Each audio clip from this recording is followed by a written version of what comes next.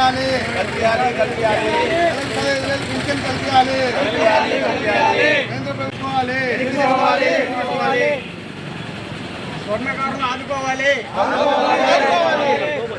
స్వర్ణకారులు road పై పరిస్థితి రాకూడదు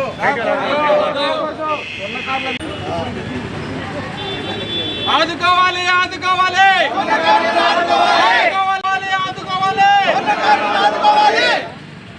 down చేయమను మామ ఇది ఇంకొద్దిగా డౌన్ చేయండి నరసమ్మను స్వర్ణకారులు ఆదుకోవాలి స్వర్ణకారుల సంఘం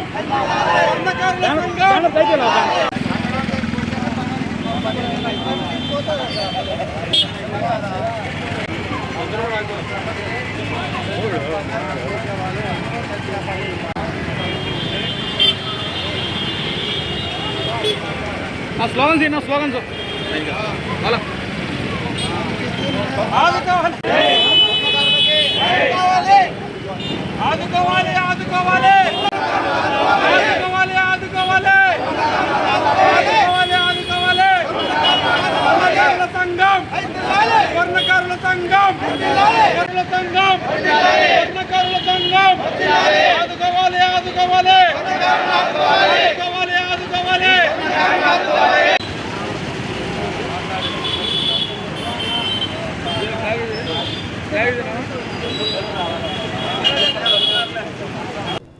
నేను స్వర్ణకార సంఘ గౌరవాధ్యక్షులను. మేము ఈరోజు ఈ యొక్క నిరసన తెలపడం ఏమంటే, దీనికి ముందు చాలా జరిగాయి. 1962లో గవర్నమెంటు బంగారు పని చేయకూడదు అని చెప్పి ఒక రూల్ తీసుకొచ్చింది. ఆ రూల్ని ప్రతి ఒక్కరూ అంగళ్ళు మూసేసి, బంగారు అంగళ్ళు, బంగారు పని చేసేవాళ్ళు మొత్తం అంతా మూసేసి వాళ్ళు బంగారు పని చేయకుండా చిన్న చిన్న కత్తులు, చిన్న చిన్న బొమ్మలు, చిన్న చిన్న ఇవి చేసి బతికారు. అప్పట్లో ఎంతోమంది పస్తులు ఉన్నాము. దాంతో మా ఫ్యామిలీ కూడా ఒకటి. మేము కూడా ఇంట్లో అన్నము తిండి లేకుండా వారం రోజులు పస్తులు ఉండే రోజులు మేము అప్పుడు నాకు 10 సంవత్సరాలు, ఈరోజు నాకు 72 సంవత్సరాలు. అప్పుడు నేను మంచి హుషారులో ఉన్నాను, బాగా తెలుసు. కానీ చాలామంది చాలా ఇబ్బందులు పడినారు. బీడీలంగడు పెట్టుకున్నారు, టైర్లు సైకిళ్లకు పంచర్లు వేసుకున్నారు, ఈ విధంగా బతికినారు. ఆ తర్వాత ఆ కాలంలో నాకు తెలిసి సుబ్రహ్మణ్య స్వామి అని ఒకరు ఎంపీనో మరి మినిస్టరో ఉన్నారు. ఆయన పేరు నాకు సరిగా గుర్తులేదు.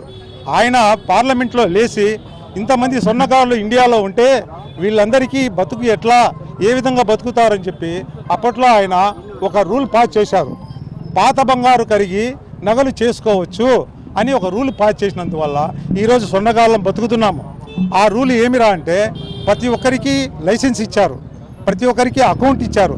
ఏం పాత బంగారు నగలు కరిగారు, ఏం చేసి ఇచ్చారు కొత్తవి అవి అని చెప్పి ఆ పుస్తకంలో రాసి వాళ్ళకు గవర్నమెంట్ వచ్చినప్పుడు వాళ్ళకు చూపించాల్సి వచ్చేది. మేము ఆ విధంగా ఉన్నాం.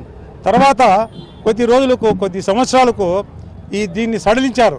ఎంతవరకు అంటే 350 గ్రాముల వరకు ఒక స్వర్ణకారం ధర బంగారు ఉండవచ్చు, అది అకౌంట్ పరంగా ఉండవచ్చు, ఎవరిది ఏమని అందులో రాయాలి అని ఈ విధంగా చెప్పినారు.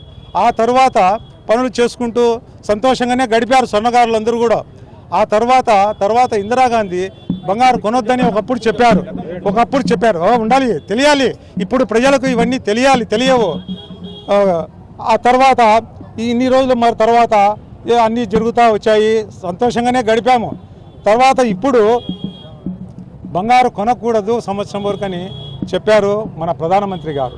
దేనివల్ల చెప్పారు ఏమనేది మాకు తెలియదు. కానీ కొన్ని కోట్ల మంది ఈ భారతదేశంలో బంగారు పని చేస్తున్నారు. కొన్ని లక్షల మంది షరాబంగులు పెట్టుకొని వ్యాపారం చేసుకుంటున్నారు. వాళ్ళ పరిస్థితి ఏమి, మా స్వర్ణకారుల పరిస్థితి ఏమి, ఇవన్నీ కూడా మీరంతా గమనించి, ప్రభుత్వం గమనించి మాకు న్యాయం చేసి మాకు అన్నీ చేయాలని చెప్పేసి, మాకు రావాల్సినటువంటి 50 ఏళ్లకు పింఛన్ ఇస్తామన్నారు. స్వర్ణకారులు ఎందరో ఈరోజు ఆరోగ్యం బాగలేక, పనులు లేక ఈ బంగారు ఒక 30,000 రూపాయలు 10 గ్రాములు ఉండేది ఈరోజు దాదాపు 1,50,000 పైన అయిపోయింది. కొనేవాళ్ళు లేరు, పని ఇచ్చేవాళ్ళు లేరు, పని తీసుకునే వాళ్ళు లేరు, చేసేవాళ్ళు లేకుండా చాలా ఇబ్బంది పడుతున్నాము. కాబట్టి ఈ పరిస్థితిలో మేము మా నిరసన ఎందుకు చేస్తున్నామంటే ఈ విషయాలన్నీ తెలియజేయాలని చెప్పేసి ప్రభుత్వానికి తెలియజేస్తున్నాము.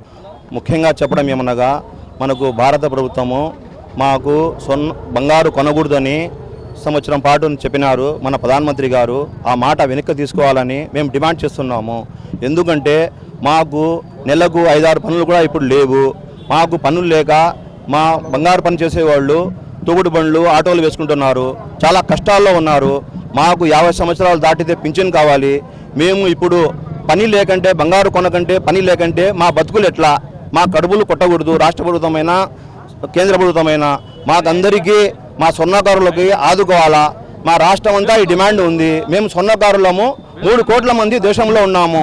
ఈ దేశంలో 3 కోట్ల మంది మేము పనిచేస్తున్నాము. బంగారు పని, జ్యువెలరీ షాపులు అన్నీ ఉన్నాయి. మాకు చాలా ఇబ్బందిగా ఉంది. ఈ నిర్ణయం వల్ల ప్రధానమంత్రి గారు ఈ నిర్ణయం వెనక్కి తీసుకోవాలి. బంగారు కొని మమ్మల్ని ఆదుకోవాలి. ఇంపోర్ట్ ఎక్స్పోర్ట్ వచ్చే సరుకు, సింగపూర్ నుంచి వచ్చే సరుకులు ఆపాలి. మాకు చేతి వృత్తి పని మాకు ఇవ్వాలి. మేము స్వర్ణకారులము పని మీదనే ఆధారపడి ఉన్నాము. మేము చాలా ఇబ్బందుల్లో ఉన్నాము. మేము కార్పొరేషన్ ఏర్పాటు చేసి రాష్ట్ర ప్రభుత్వము మాకు ఆదుకోవాలి. మాకు పింఛన్లు అవన్నీ ఏమేమి వస్తాయో మాకు అందరికీ స్వర్ణకారులకు ఆదుకోవాలి. ఎవరికి ఏం విరుద్ధం ఏం కాదు. మాకు స్వర్ణకారులకు పనులు కావాలా.